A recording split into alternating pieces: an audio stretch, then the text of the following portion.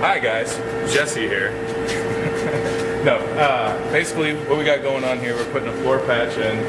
It's really not too bad. You can see a few pinholes here, but if you go on the other side, which we've seen on the before film here, it's got a lot of pits in it and whatnot. Really, it's a super solid car, so we're going to go ahead and put a floor patch in, but basically saving all the body lines and everything in here, and I'll splice it in so we won't be able to tell it even had a patch put in by the time we get done here. But I'm going to go ahead and trim the panel out, the new panel first. This is our new patch panel that we've ordered, and basically it comes a lot bigger than the section that we need.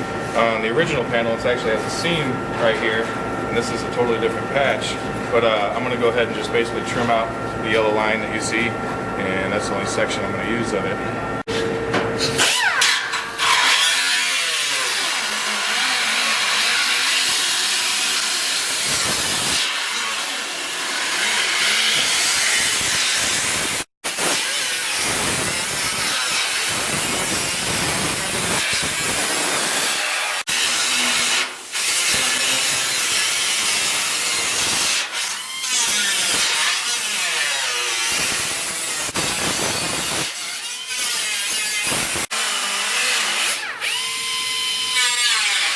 Basically, as I was going to drill these spot welds out, I'm going to go ahead and drill all the way through since I'm removing the panel that's going to be laying on top of this, and then I'll just weld from the bottom side to the new panel.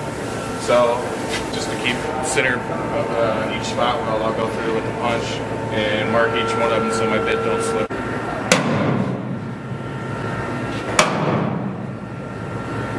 Safety glasses on, kid. So, basically, just go ahead and start my drilling all the way through with an 1/8 inch bit.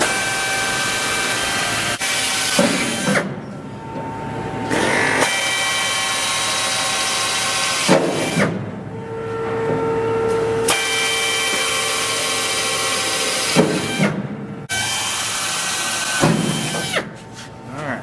I've drilled them all out with an 1/8 inch bit, pilot hole, and now I just stepped it up. I'm just using a step bit to drill through the rest of the spot welds. Break them loose.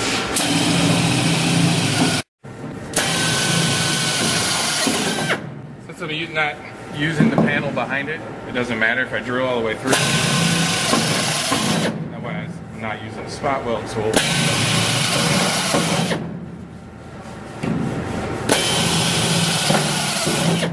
You see where I've drilled the spot welds through, whatnot, and got our patch kind of trimmed out here. I'm going to go ahead and lay it in, see if I got to do any excess trimming or exactly how I want it to lay. It's pretty close.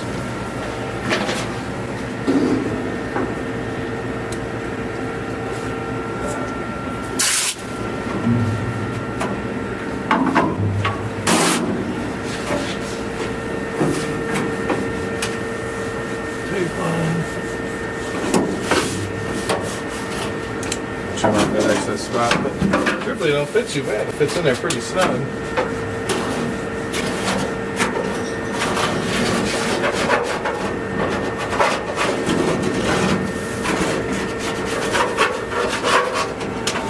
There's my pencils broke. We'll make it work. Alright. As you can see, then what I'll do, figure out if I need to do any excess trimming to this, and then what I'll end up doing is laying a tape line,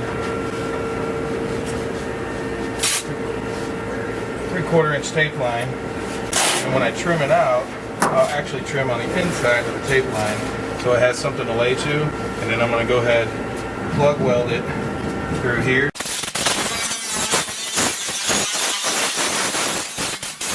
I've got my panel trimmed a little better here now. It fits just like I wanted to.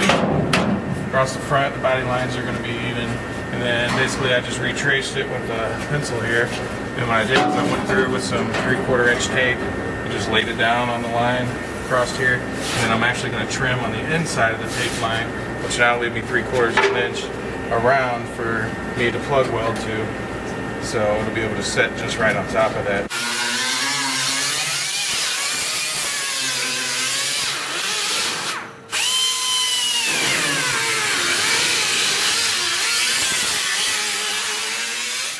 Pull the tape up. I trimmed around the outside. Now the only thing really holding it in now is along the spot weld.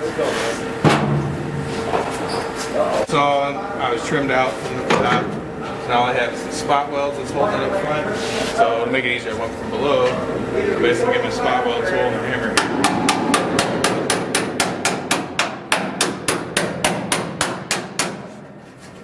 Just break the spot welds loose once. Nothing like beating up metal first thing in the morning, guys. So if you ever dislike your neighbors, a good way to get back to them is to go outside in the middle of the night and do this on your car. Good way to get back to them. Grinding the edges here with the panel I trimmed out basically. Yeah, we got the spot welds all hammered out. We got the panel cut out now. Mainly just doing this so the panel sits more flush and I don't cut my fingers again.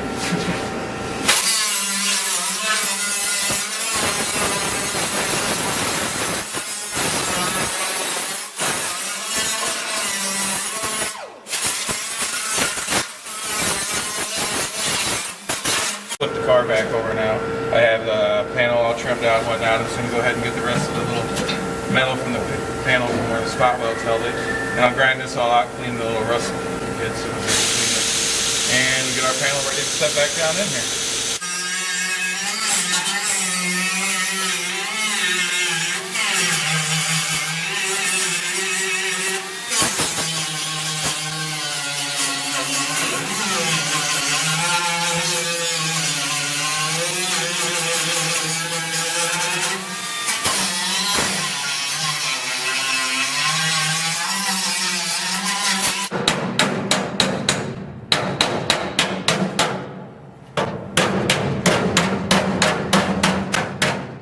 Cleaning up between here, getting the little rust that was in there and whatnot, and so our panel will fit down on there. So,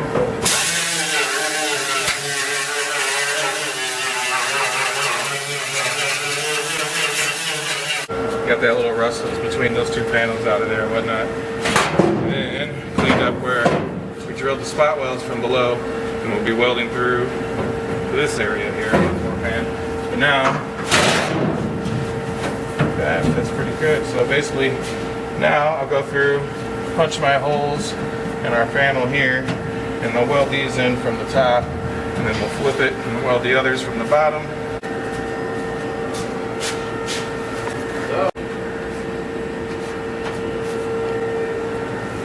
Punching my holes in that I'm going to spot the panel in with, doing them about every inch or so. Holes punched in the panel that we'll be laying in. I've cleaned up all the paint and whatnot that's been on here and the E-coat from the panel so I can get a good weld. Now I'll go ahead and lay the panel down in there. I'll get some self-tapping screws and put a few screws in to hold it in place. And then we'll be ready to go ahead and start welding. Okay, just going to spray a little weld-through primer on here for corrosion reasons between the panel areas.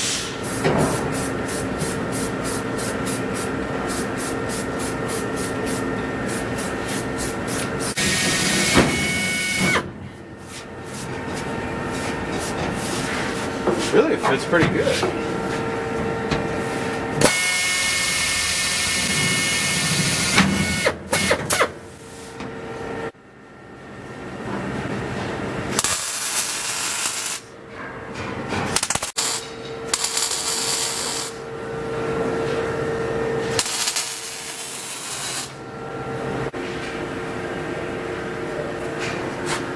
Get yourself some Cheetos, maybe Doritos, anything cheesy that's easy to munch on. I just flipped the car over. I'm going to end up doing the spot welds through the front half of it. And you see the penetration went all the way through on all the welds. They're really good on the spot welds. So I'm going to go ahead and put a couple screws in here to pull this panel flush to the other, and then yeah, I'll put some tack welds in that.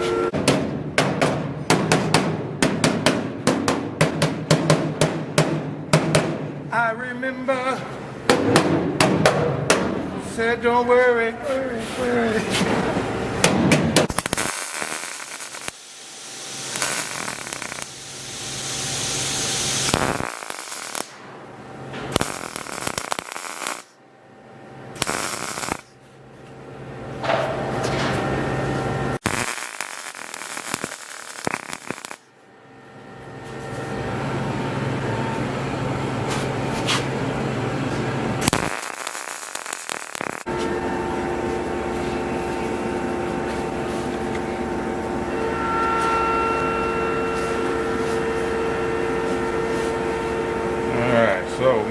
some glass, wipe on the seams, basically for corrosion reasons, and we want to make it look like after we lizard skin the bottom of this car, it will not look like any panel's been replaced from below. Alright.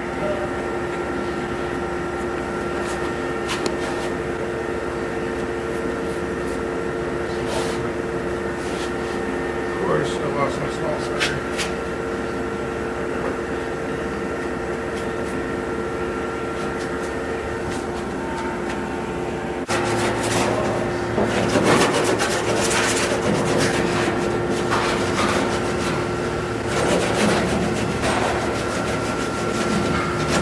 I've wiped it down with, like you saw, with the fiberglass and seams here, and then I'm going to basically DA it down, and then I'm going to wipe it with a little bit of mud so I can smooth it all out to where you can't tell anything's been done.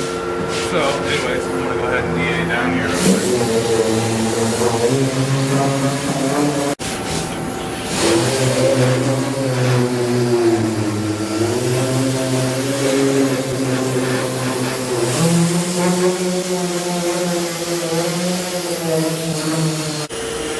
See, I got it all sanded down and DA'd around where I got the seams, and then with the glass. Now I'm going to go ahead and blow it off, and then degrease it, and then I'll get ready to mix the mud up in my final layer.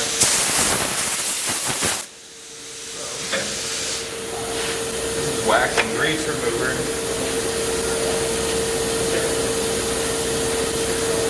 Basically do that to make sure you get anything off of it. The mud makes a good contact. These as well.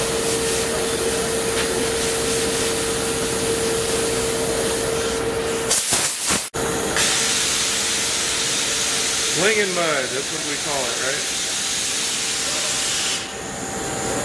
You can mix it so it gets the good old blue color in there, right?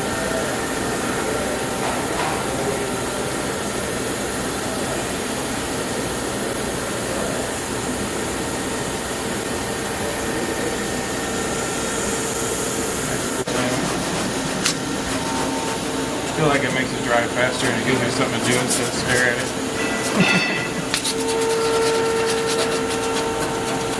I'm gonna rough it in. Really, I'm not doing perfect body work here or anything. I'm just trying to mainly make it look like it's one piece floor pan. And like I said, for corrosion reasons, because you don't want water or moisture to get between the seams. Could have just seam sealed, but once we lizard skin the bottom of this, it's not going to look like anything's been done or any patchwork's ever been put in, which is what you want to go for in my opinion.